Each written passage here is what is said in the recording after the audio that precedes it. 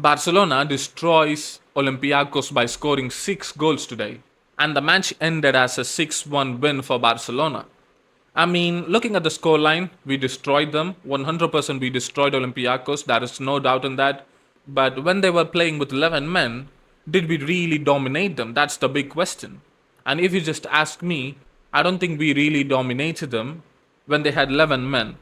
We dominated them in the second half clearly when they went one man down, but did we really dominate them and gave such a great performance when they had 11 men? I really don't know about that. The reason why I'm saying this is when we are facing Olympiacos, I'm expecting Barcelona to show some intent and go and bash them, go and dominate them, go and toy with them. But instead, I'm looking at the sloppy gameplay. Where has the mentality gone? Where has the intent gone? They are playing like they don't have any kind of intent to win. There is no intensity in this game. We can nearly name or just handpick players who are showing some intent to win, who are showing intensity on the pitch. Pedri, great performance. For me, he was the best player on the pitch. Even though Fermin Lopez scored 3 goals, Rashford scored 2 goals, Pedri was the best player on the pitch. But do we really need him to put 70 minutes on the pitch? I think we should have kept Draw instead of Pedri and then subbed off Pedri for Frenkie de Jong. Why are we constantly playing Pedri for 70 minutes? We can't go and complain Spain for taking players who are in the verge of injury and playing them because Spain are looking forward for their success. They are not going to be looking for Barcelona's success. Why aren't we giving rest for Pedri? We should have taken him off after 50 minutes. I just don't know why we kept on Pedri even after the game was done. He needs rest, He is giving great performance constantly again and again, but still we are not giving him a proper rest. He's playing for Barcelona for 70 minutes almost every game. He's going to Spain and then plays for 75 minutes or 70 minutes almost every game. Brava, if Pedri gets injured, our midfield is going to be in a big problem. Keep that in mind. Do we really need Pedri in the midfield against Olympiacos to play 70 minutes? I just can't believe he is playing 70 minutes. I just don't want to see Pedri getting injured. Everyone knows he's the best midfielder in the world. And I'm not ready to get the best midfielder in the world that is playing for Barcelona to get injured. I'm not ready for that. Just give him the damn rest. And the injury list has been so big for Barcelona this season. And if they can't see that, I just don't know what to say. We really played a sloppy gameplay, After the red card, we really dominated them. We really performed very well. But at some times, it felt like our players were sleeping. The goal that Olympiacos scored, which was ruled out because it was offside, and then it was given penalty because Eric Garcia handballed it. Brava, how did we even concede that goal? I'm not talking about the penalty. I'm talking about the goal we conceded before it was ruled as an offside. How did we even concede that goal? Yeah, it was ruled offside, but the way we conceded that goal shows how sloppy our game was. He was between Eric Garcia and Kubarsi, and he was talking with the ref claiming for the penalty.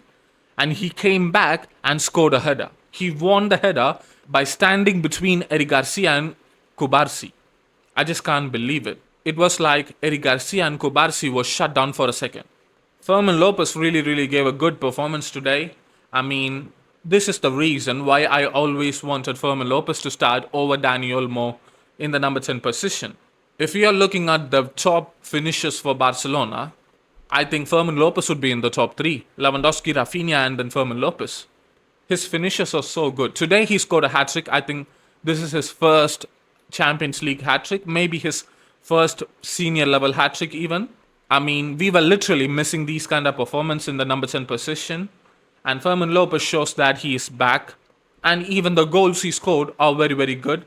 The third goal he scored, a weak footer volley. What a goal was that? I really can't see Dani Olmo starting in the number 10 position over Fermin Lopez after Fermin Lopez giving these kind of performances. Because in that midfield position, it doesn't matter if you are playing as a 10 or a 8 or a 6. If you are playing at the midfield, you need to press. And Dani Olmo doesn't provide that. But Fermin Lopez is so good at it. That's one of the main reasons why he is so successful in that position. And his mentality is so strong. And he is hungry for everything. That shows the difference between Dani Olmo and Fermin Lopez. But again, I just don't want to make about Dani Olmo and everything. And Dro also gave a great performance. I mean, I would love to see Dro performing like this again and again in this season. Because I want to see Dro performing for the first team next season. Because he is capable of that. But still, he needs to gain a lot of experience. And I feel like giving him a chance in these kind of matches is really, really good for him. He gave an assist today in his UCL debut match. He gave an assist. That's a big thing for him. Even Rashford, when he was playing as a striker, he was very silent. He was very, very silent. After Olympiacos received the red card, Rashford became a main player. He scored 2 goals, which is very, very good goals. Near post finishes. It was like it was unsavable, both the goals he scored. But again, I really can't complain about Rashford while he is playing out of position.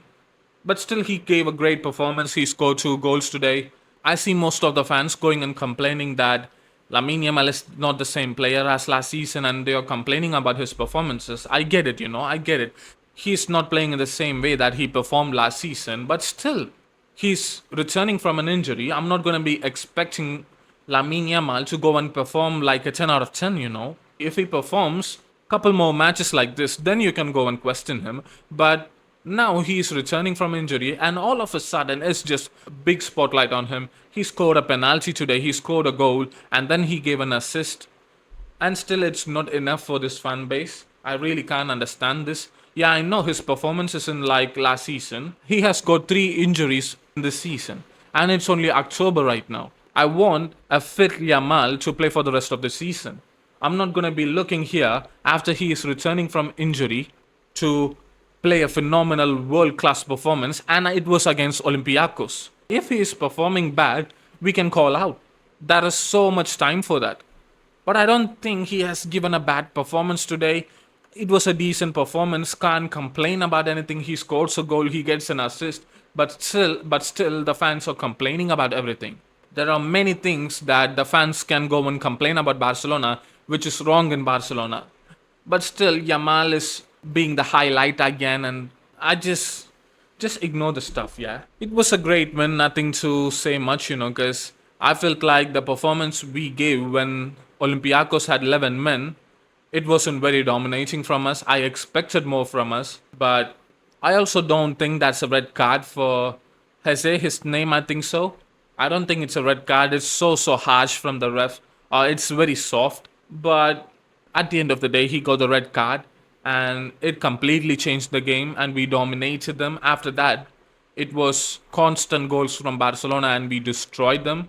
So we got the 3 points. Maybe this would give a confidence boost for Rashford and Fermin Lopez, and even to the team, because last 2 performances we gave in La Liga wasn't impressive at all.